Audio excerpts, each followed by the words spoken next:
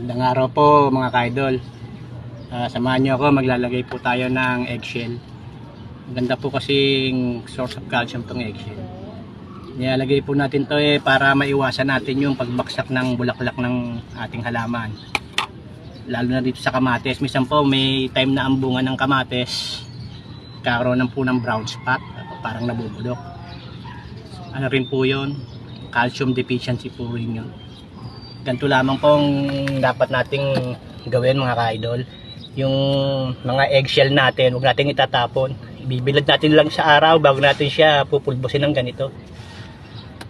Pwede na po natin siyang ilagay sa ating mga halaman, particularly itong kamates.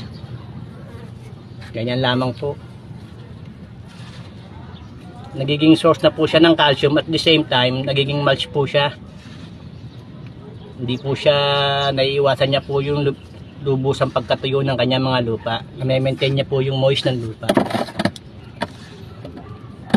Ngayon, sa tingin nyo wala kayong time para magbilad pa nito ng eggshell at bago magdurog, nabibili naman po nito online.